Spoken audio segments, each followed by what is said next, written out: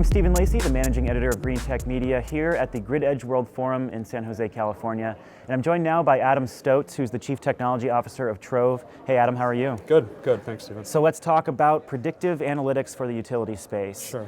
There are a lot of companies in this space doing analytics to varying degrees. What makes you different? There's no shortage. So when we started out kind of formulating what we wanted to do with the company, we decided to start with the fuel. So predictive analytics is predicated on having very good fuel, really good data to train your models on.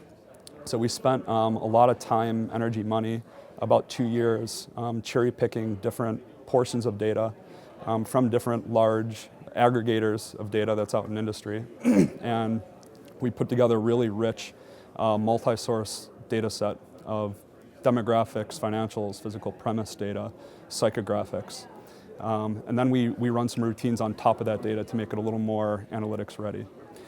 So utilities, they collect a lot of great usage data. They collect a lot of great activity data. IoT will be adding to that. But they have no view of what their customer actually looks like behind the meter.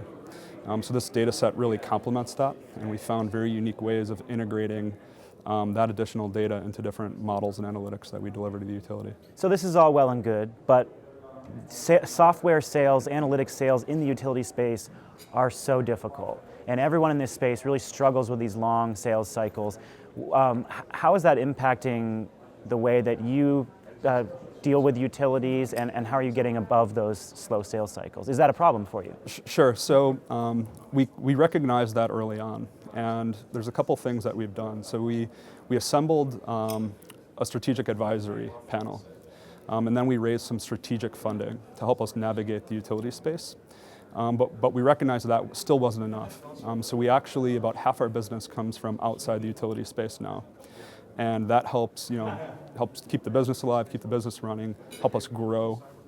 But we don't, the utilities get a bad rap for being slow. But we think there's a lot of positives with the utilities as well. So yeah, they're slow sales cycles. Yes, they're hard to penetrate. But when you do, and you hear this concept of how utilities are resistant to change, when you get in the door and you do good work with them, they're resistant to change away from you at that point then too. It's a very communicative environment. So if you do good work with one utility, that word travels easily, and you're in the door at the next one, the next one, the next one.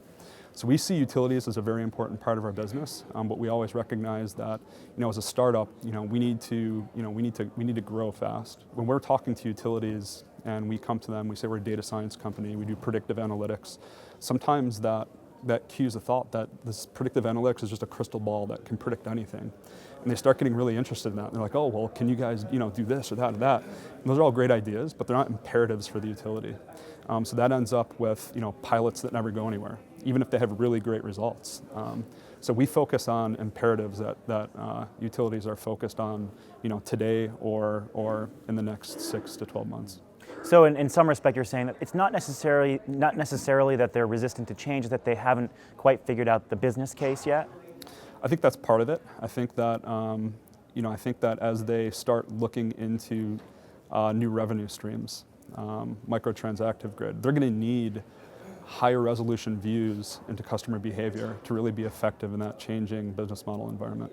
What does the predictive grid of the future look like to you? I think we heard a lot about it at the Grid Edge conference here. I think it's really about DER. I think it's about microtransactive grids. I think that if you look at utilities play in smart cities becoming smarter, I think the grid is going to turn into, and utilities will turn into, organizations that don't just deliver energy. They're delivering a lot of different types of products and services to their customer. And I think that utilities are very unique in that they're the only organization, if you think about it, on the planet that has a touch point at every home and every building. No other organization has that. So I think that utilities will eventually find a way to really monetize that aspect of their business. Adam, thanks for joining us. Yeah, thanks, Stephen.